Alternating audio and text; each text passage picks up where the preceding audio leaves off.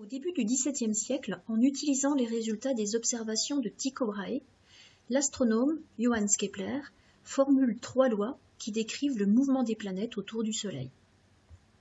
La première loi, encore appelée loi des orbites, indique que dans le référentiel héliocentrique, c'est-à-dire centre du Soleil, la trajectoire du centre de gravité d'une planète est une ellipse dont le centre de gravité du Soleil est l'un des foyers.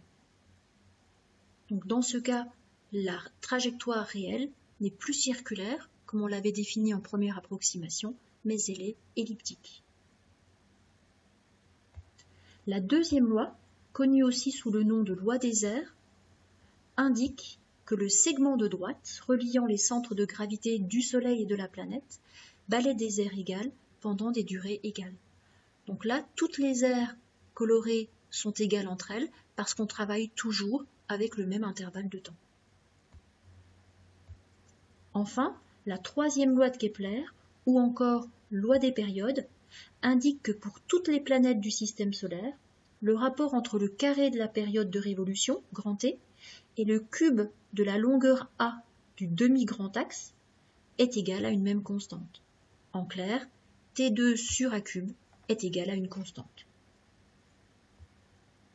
On observe effectivement que pour les 4 planètes, Mars, Terre, Vénus et Mercure, le rapport T2 sur A cube est constant et vaut environ 2,96 10 puissance moins 19 dans le système international.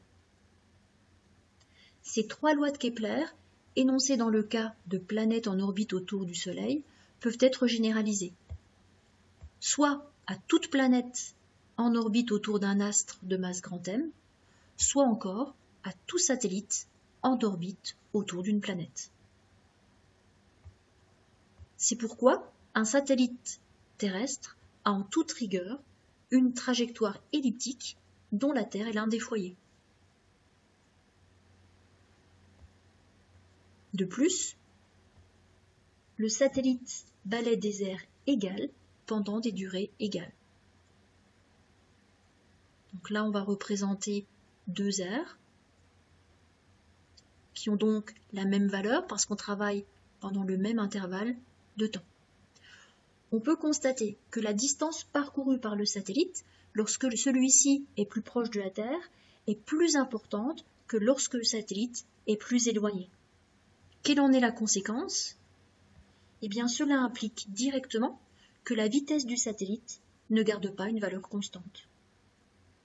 La valeur de cette vitesse sera plus élevée quand le satellite sera plus proche de la Terre et aura une valeur minimale quand le satellite sera plus éloigné de la Terre. Ainsi, le mouvement du satellite ou d'une planète n'est pas uniforme. La loi des airs peut aussi s'avérer très intéressante, car elle est valable même dans l'approximation d'une trajectoire circulaire. On peut écrire dans ce cas T2 sur R cube égale constante, où petit r, c'est le rayon de l'orbite. D'après l'expression trouvée précédemment, pour la période grand T, eh bien, la constante peut s'identifier à 4 pi carré sur Gm, où grand M, c'est la masse de l'astre, autour de laquelle la planète gravite, ou encore la masse de la planète, autour de laquelle un satellite est en orbite. Grâce à cette troisième loi de Kepler, eh bien, on va pouvoir déterminer, calculer la masse de cet astre si on mesure la période de révolution grand T et le rayon petit r de l'orbite d'une planète en orbite autour d'un astre. C'est comme cela, par exemple, qu'on a pu déterminer la masse du Soleil, connaissant la période de révolution de la Terre et son rayon d'orbite.